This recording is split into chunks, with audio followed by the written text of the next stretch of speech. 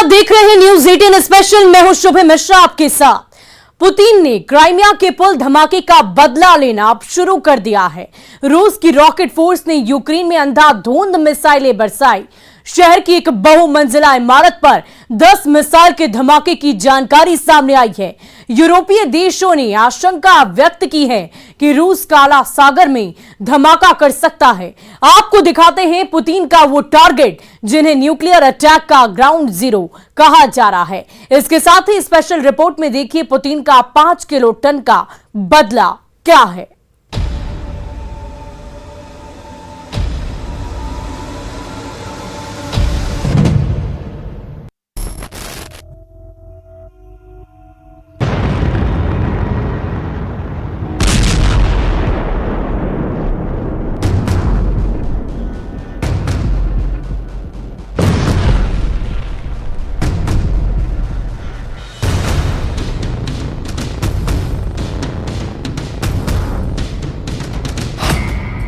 पहला atom bomb काला सागर में फटेगा। दूसरा एटम बम ज़ेलेंस्की के बेस पर गिरेगा।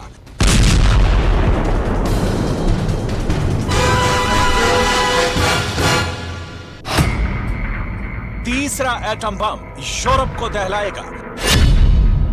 चौथा एटम बम अमेरिका चलाएगा।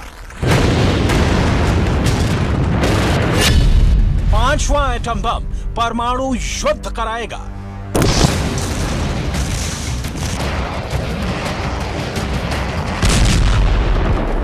इसी तर्ज पर एटमी युद्ध का प्लान है। पुतिन की वॉर बुक में यही दर्ज बताया जा रहा है। अमेरिका और वेस्ट कंट्री का दावा है रूस जितने फ्रंट हारेगा एटमी युद्ध का खतरा उतना उफान मारेगा।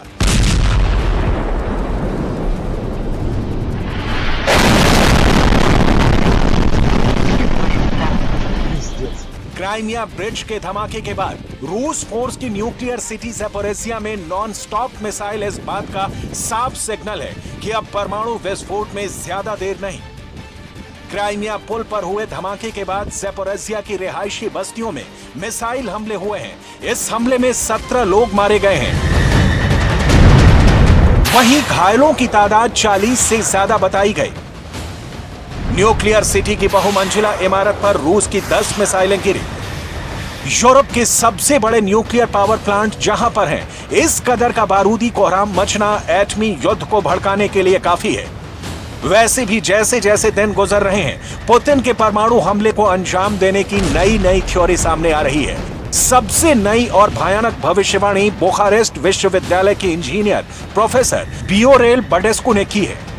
बियोरेल ने यूरोपीय देशों को पत्र लिखकर रूस की रणनीति पर रोशनी डाली है। प्रोफेसर बियोरेल ने दावा किया है कि रूस के पास परमाणु हमले के 5 विकल्प हैं,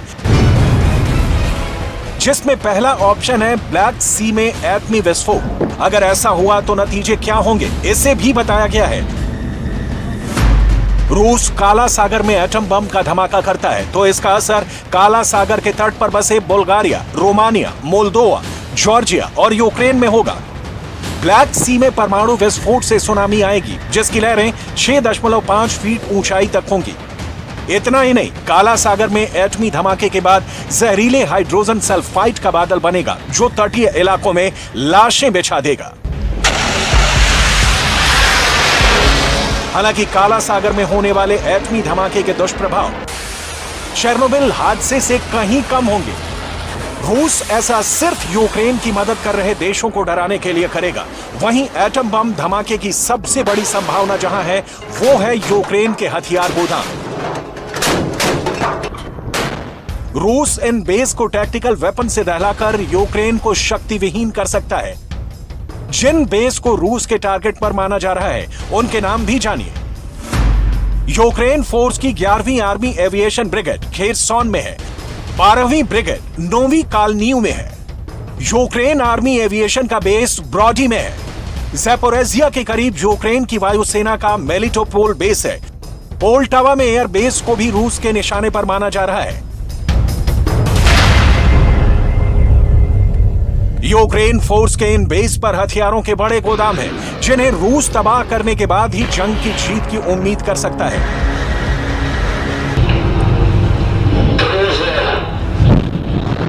не может себе позволить потерпеть поражение.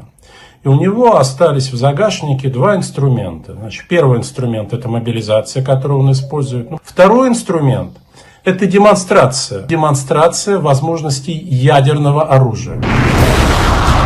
हालांकि इन लोकेशन पर छोटे परमाणु धमाके भी शुरू होने पर रूस की जीत की गारंटी नहीं, क्योंकि यूक्रेन को ज्यादातर हथियार नेटो फोर्स के बेस से मिल रहे हैं। नेटो के बेस यूक्रेन के पड़ोसी देशों में है। यूक्रेन के पास पोलैंड में नेटो फोर्स का अड्डा है, जहां 5400 नेटो सैनिकों की तैनाती है। रोमानिया में नेटो फोर्स के सैन्य अड्डे पर 4500 सैनिकों की मौजूदगी है। बुल्गारिया में नेटो फोर्स के बेस पर 200 जवानों को तैनात किया गया है। लातविया में 1650, एस्टोनिया में 11.5 और लिथुआनिया में 1100 नेटो सोल्जर मौजूद हैं।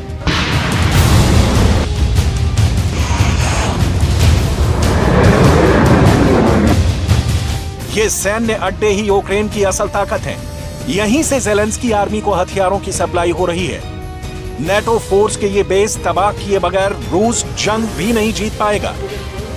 अगर रूस ने इन अड्डों को टैक्टिकल बम से दहलाया तो कितना नुकसान होगा, इसे भी जानिए। न्यूक्लियर स्टडी का अनुमान है कि अगर 5 किलो टन का परमाणु बम गिराया जाए तो सिर्फ 13 टैंक तबाह होंगे। ऐसे में यूक्रेनी फौज की एक ब्रिगेड, जिसमें 3 से 5000 सैनिक होते हैं, उसे तबाह करने के लिए 4 छोटे परमाणु हथियारों का इस्तेमाल करना होगा। यह हमला भी तब कारगर होगा जब पूरी ब्रिगेड एक जगह इकट्ठी हो। अगर रूस बड़ी तबाही चाहता है तो उसे शहर पर एटम बम गिराना होगा।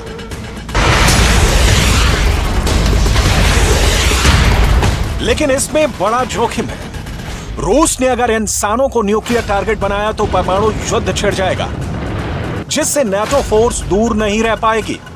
अगर कहीं रूस ने नेटो मेंबर पर हमले की हिमाकत की तो उसे सीधे अमेरिका पर हमला माना जाएगा, जिसके बाद 30 देशों का सैन्य संगठन नेटो दुश्मन पर टूट पड़ेगा।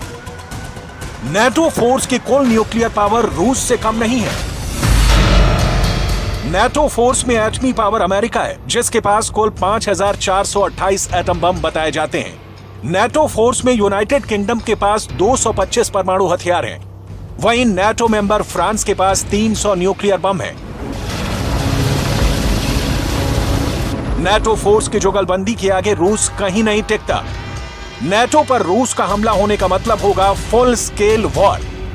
ऐसे में अब तक जितने बम फटे, जितनी मिसाइलें चली, जितने लोग तबाह हुए, जितनी बर्बादी हुई, उसे भूल जाएगी दुनिया। ये युद्ध अब आउट ऑफ कंट्रोल हो गया है। ये युद्ध अब यूक्रेन की हद पार कर रहा है। मुगालते में जीने वाले पश्चिमी देशों को मालूम नहीं, पुतिन का नेक्स्ट मूव हॉरर है। पुतिन आग बबूला है।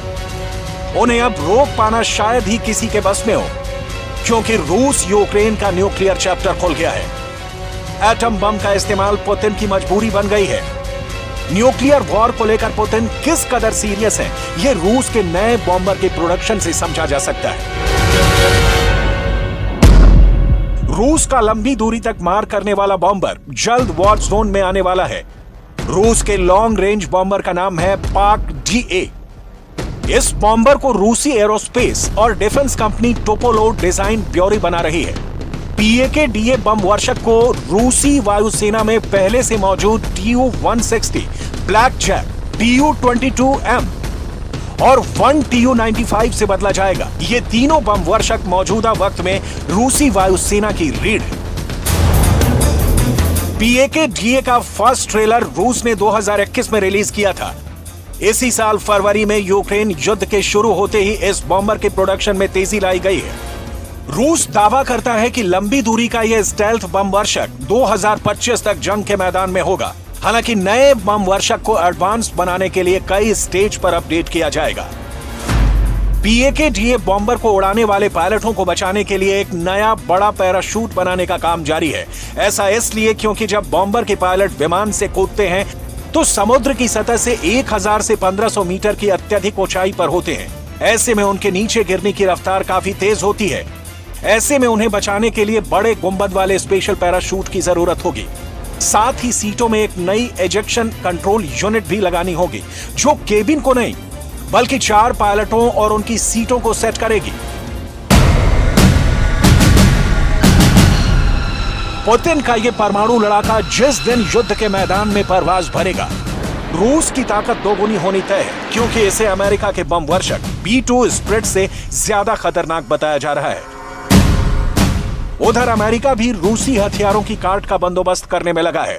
न्यूक्लियर युद्ध के लिए अमेरिका अब अपने सबसे घातक वॉरहेड को अपडेट कर रहा है। अमेरिका के परमाणु गोदाम में फिलहाल 4 तरह के B-61 न्यूक्लियर वॉरहेड हैं। इन्हें 3, 4, 7 और 11 वेरिएंट का नाम दिया गया है। वहीं अमेरिका B-61 का 12वां वेरिएंट बन रहा है, जो सबसे घातक है। दिसंबर 2021 में अमेरिका ने B-61 के 12वें वेरिएंट की पहली उत्पादन इकाई बना ली थी, जहां पर फुल स्केल प्रोडक्शन मई 2022 में शुरू कर दिया गया था। साल 2026 तक अमेरिका जरूरत भर के न्यूक्लियर वॉरहेड बना लेगा। अमेरिका ने 1961 में इन बमों का निर्माण शुरू किया। इन बमों को स्ट्रेटेजिक और टैक्टिकल दोनों प्रकार का बनाया गया है। अमेरिका किसी भी लिहाज से रूस से कम नहीं है, लेकिन सुपर पावर किसी भी सूरत में दूसरी दफे परमाणु धमाके की तोहमत मोल लेना नहीं चाहता।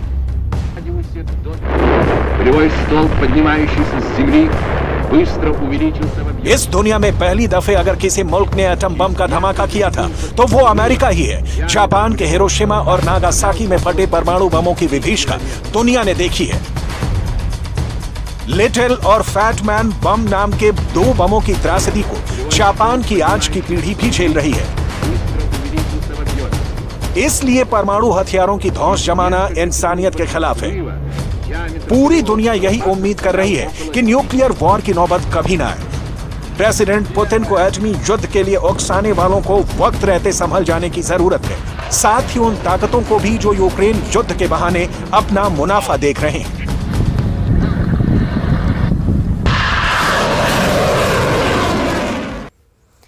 और अगर किसी को ये लग रहा है कि यूक्रेन की जंग में पुतिन हार मान चुके हैं, तो ये बिल्कुल गलत है।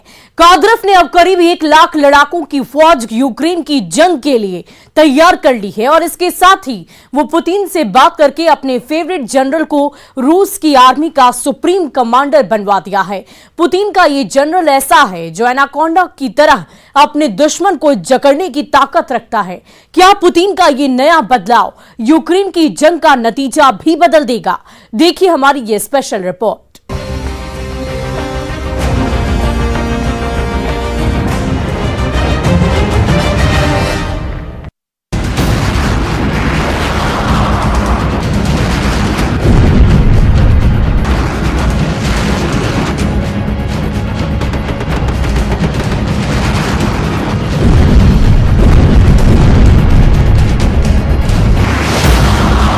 लड़ेंगे, भिड़ेंगे, जिएंगे या मरेंगे, कैसे भी करेंगे, लेकिन यूक्रेन की जंग जीतेंगे। पुतिन की जिंदगी का अब यही एक मकसद है, ज़ेलेंस्की की बर्बादी, अपने दुश्मन का खात्मा।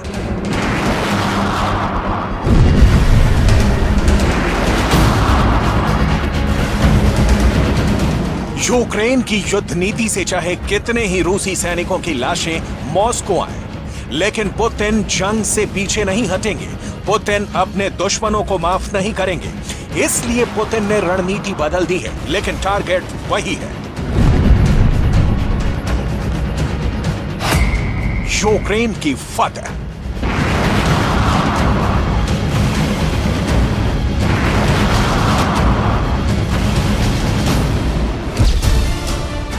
यूक्रेन में जंग लड़ रही अपनी पूरी सेनाओं का जिम्मा अब पुतिन ने अपने कमांडर सर्गेई सुरोविकिन को दिया है। सर्गेई सुरोविकिन का सम्मान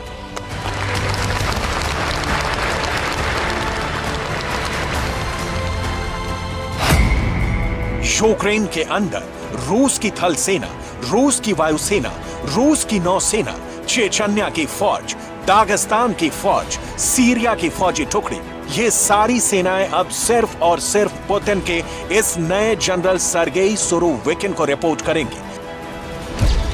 अब यूक्रेन की युद्ध भूमि में वही होगा जो पुतिन के नए जनरल सर्गेई सुरोविकिन चाहेंगे।